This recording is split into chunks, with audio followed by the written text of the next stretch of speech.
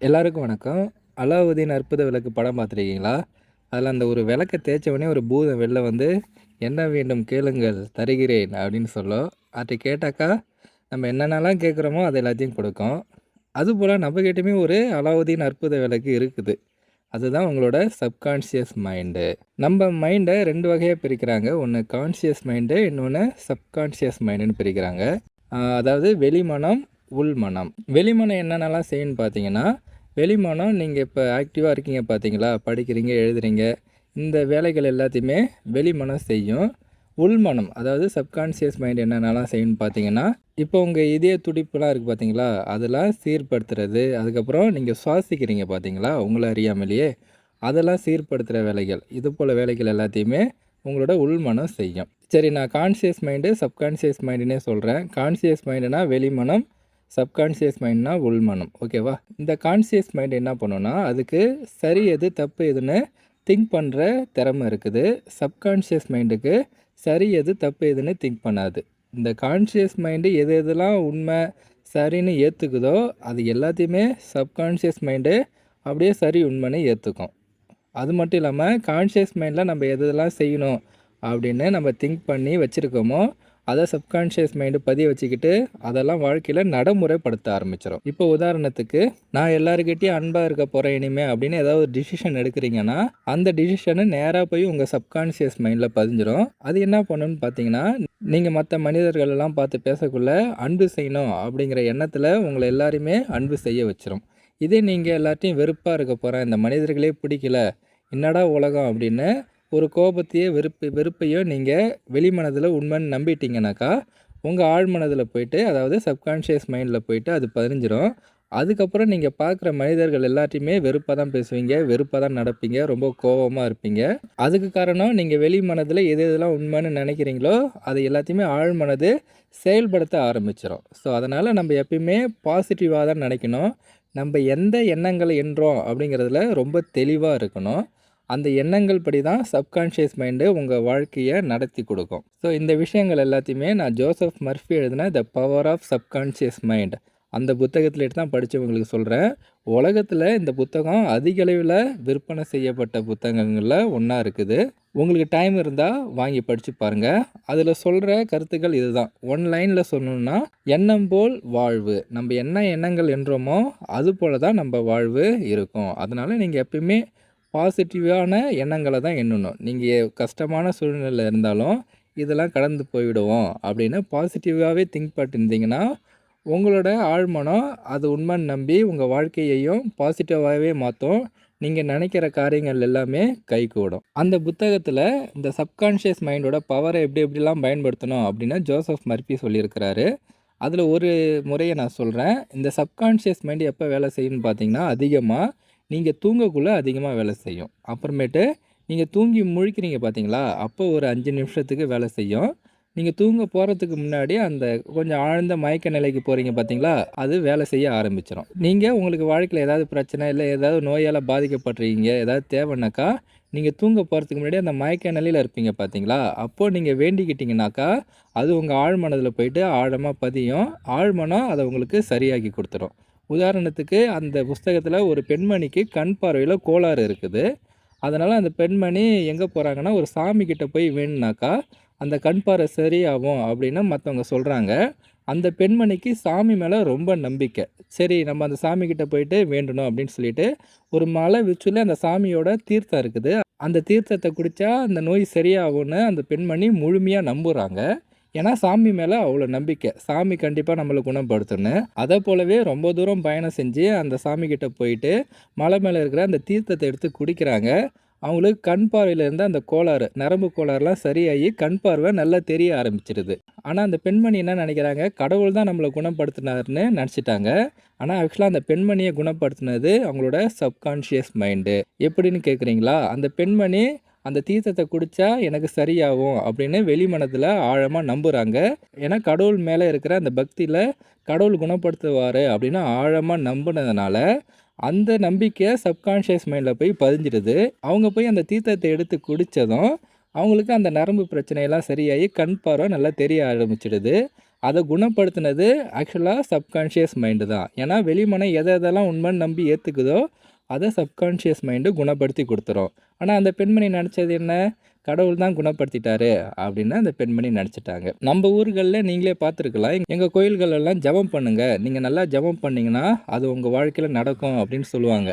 So அதுக்கு காரணமும் இதுதான். நம்ம எதெல்லாம் வேண்டி விரும்பி கடவுள் கொடுப்பாரு அப்படின்னு நம்பி ஜெபம் பண்ணுறோமோ, சில பேருக்கு பார்த்தீங்கன்னா சொல்லுவாங்க, நான் கடவுள்கிட்ட வேண்டுனேன், எனக்கு கடவுள் இதை கொடுத்துட்டாருன்னா சொல்லி நீங்கள் கேட்டிருக்கீங்களான்னு தெரில. ஆனால் நான் கேட்டிருக்கிறேன். அதுக்கு காரணம் இந்த சப்கான்ஷியஸ் மைண்டு தான். அவங்க கடவுள்கிட்ட ப்ரேயர் பண்ணதை நினச்சி உருக்கமாக வேண்டிப்பாங்க. நான் இது போல் எக்ஸாமில் பாஸ் பண்ணணும், எனக்கு இது போல் பிரச்சனை இருக்குது, இதெல்லாம் சரியாகணும் அப்படின்னு சொல்லிட்டு வேண்டுவாங்க. அதெல்லாம் ஆட்டோமேட்டிக்காக எங்கே போய் பதியுது? அவங்களோட சப்கான்ஷியஸ் மைண்டில் போயிட்டு பதியுது. சப்கான்ஷியஸ் மைண்ட் தான் என்ன பண்ணும்? வெளிமனம் எதெல்லாம் கேட்குதோ, உண்மைன்னு நம்புதோ, அதை சப்கான்ஷியஸ் மைண்டு நடைமுறைப்படுத்த ஆரம்பிச்சிரும். ஸோ வாழ்க்கையில் அது போல் நடைமுறைப்படுத்தி கொடுத்துரும். ஓகே, கடவுள் தான் நம்மளை சரி பண்ணார் அப்படின்னு மற்றவங்கள்ட்ட கடவுள் அதிசயம் பண்ணிட்டாரு அப்படின்லாம் சொல்லுவாங்க. ஸோ இதெல்லாம் நீங்கள் கேட்டிருப்பீங்க. இதெல்லாம் பண்ணுறது உங்களோட சப்கான்ஷியஸ் மைண்ட். அதனால தான் பெரியவங்களாம் சொல்லுவாங்க, கடவுள்கிட்ட கேட்டால் கடவுள் எல்லாமே தருவார் அப்படின்னு சொல்லிட்டு. இது ஆக்சுவலாக நீங்கள் கோயிலுக்கு தான் போய் வேண்டணும்னு கிடையாது. உங்கள் சப்கான்ஷியஸ் மைண்டு உங்களை குணப்படுத்தும் அப்படிங்கிற நம்பிக்கையில் நீங்கள் உங்கள் ரூம்லேயே நீங்கள் தூங்க போகிறதுக்கு முன்னாடி எதை கேட்டாலும் உங்களோட சப்கான்ஷியஸ் மைண்டு கொடுக்கும். இன்னொன்று, இதை அடிக்கடி நீங்களே உணர்ந்துருப்பீங்க. ஒரு சிம்பிள் உதாரணம் சொல்கிறேன் பாருங்களேன். எங்கேயாவது நீங்கள் வெளியில் ட்ராவல் பண்ணணும், ஏதாவது முக்கியமான வேலைக்கு போகணும், விடிஞ்சு ஏஞ்சி உடனே போகணும் அப்படின்னாக்கா நீங்கள் அலாரம் வைப்பீங்க பார்த்தீங்களா? 5 மணிக்கு. நான் 5 மணிக்கு ஏஞ்சிருக்கணும் அப்படின்னு நினச்சிட்டு நீங்கள் வேணால் படுங்களேன். கரெக்டாக அலாரம் அடிக்கிறதுக்கு முன்னாடி நீங்கள் ஏஞ்சிருப்பீங்க. அதுக்கு காரணம் உங்களோட சப்கான்ஷியஸ் மைண்டு உங்களை எஞ்சிருக்க வச்சிரும். ஏன்னா தூங்க போகிறதுக்கு முன்னாடி அந்த அலாரத்தை செட் பண்ணுறீங்க இல்லையா, நான் 5 மணிக்கு ஏஞ்சிருக்கணும் அப்படின்னு சொல்கிறது, அது நேராக போயிட்டு சப்கான்ஷியஸ் மைண்டில் தான் பதியும். நீங்கள் உங்களுக்கு இதில் நம்பிக்கை இல்லைனாக்கா, இன்றைக்கி நைட்டு நீங்கள் அலாரமே வைக்க வேணாம், நாளைக்கு வந்து நான் 5 மணிக்கு ஏஞ்சிருக்கணும் அப்படின்னு நினச்சிட்டு படுங்களேன். நீங்கள் கண்டிப்பாக காலையில் 5 மணிக்கோ இல்லை 5 மணி ஆகிறதுக்கு முன்னாடியோ கண்டிப்பாக எழுந்துருவீங்க. அப்போ நான் சொல்கிறது உண்மைன்னு உங்களுக்கு புரியும். இன்னும் சில உதாரணங்கள் சொல்லிவிட்டு இந்த வீடியோவை முடிச்சுக்கிறேன். உதாரணங்கள் மூலமாக நீங்கள் இன்னும் நல்லா அண்டர்ஸ்டாண்ட் பண்ணலாம், எப்படி அந்த சப்கான்ஷியஸ் மைண்டு வேலை செய்யுது அப்படின்னு சொல்லிட்டு. இப்போ நம்ம டாக்டர்ஸ்லாம் இருக்காங்க, ஏதாவது ஆப்ரேஷன் பண்ணிவிட்டு நோய் தொற்று ஏற்படாமல் இருக்கிறதுக்கு ஆன்டிபயோட்டிக்லாம் நிறையா கொடுத்துருவாங்க. நோய் தொற்றுலாம் ஏற்படாது அந்த ஆப்ரேஷன் பண்ண இடத்துல. பல வருஷத்துக்கு முன்னாடி இந்த ஆன்டிபயோட்டிக்லாம் எதுவும் கண்டுபிடிக்கல, அந்த நோய் தொற்று ஏற்படாமல் இருக்கிறதுக்கு மருந்தெல்லாம் எதுவும் கண்டுபிடிக்கல. அப்போது ஒரு டாக்டர் ஆப்ரேஷன் பண்ணுறாரு. அவர் பண்ணுற ஆப்ரேஷன் எல்லாமே சக்ஸஸ் ஆகுது.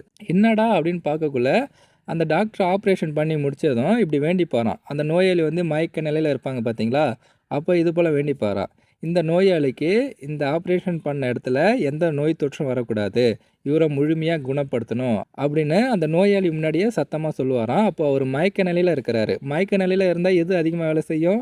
சப்கான்ஷியஸ் மைண்டு அதிகமாக வேலை செய்யும். அப்போது அந்த சப்கான்ஷியஸ் மைண்டு யார் என்ன சொன்னாலும் கேட்கும். அப்போ அந்த நோய் தொற்று ஏற்படாமல் அந்த நோயாளியை குணப்படுத்திடுது. இதனால் அவர் பண்ணுற ஆப்ரேஷன் எல்லாமே சக்ஸஸ் ஆகிருக்கு. அந்த டாக்டரை பற்றி அந்த நூல்லே குறிப்பிட்டிருக்கிறாரு.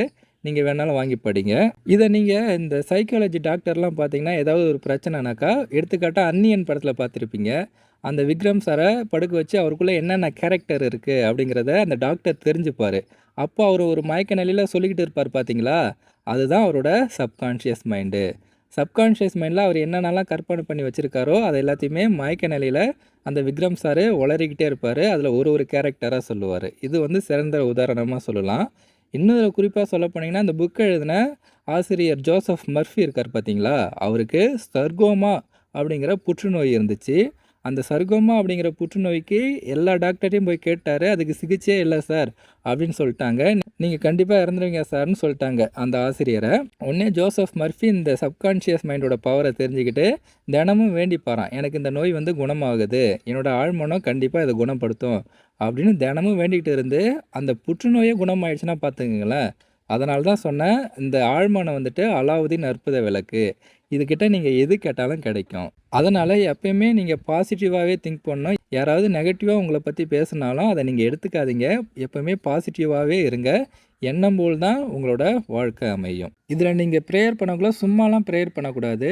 நீங்கள் வெளி மனத்தில் அதை உண்மைன்னு நம்பணும். அப்போ உங்களோட நம்பிக்கை வந்து ஸ்ட்ராங்காக இருந்தால் தான் சப்கான்ஷியஸ் மைண்டை அதை ஏற்றுக்கும். நீங்கள் வெளி மனதிலே ஆமாம் இப்படிலாம் வேண்டுறோம், இதெல்லாம் நடக்காது அப்படிலாம் நினச்சிங்கனாக்கா சப்கான்ஷியஸ் மைண்டு நடக்காது அப்படிங்கிறத தான் எடுத்துக்கும். அதை தான் வாழ்க்கையிலையும் நடைமுறைப்படுத்தும்.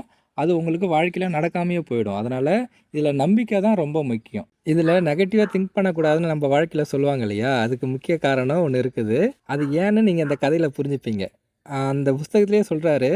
ஒரு நபர் என்ன பண்ணுவாருன்னா, அவருக்கு ஏதாவது வாழ்க்கையில சந்தேகம் அப்படின்னாக்கா, எதிர்காலத்த பத்தின பயம் வந்துச்சுன்னா, உடனே ஒரு குறி சொல்ற பெண்மணி கிட்ட போயிடுவாராம்.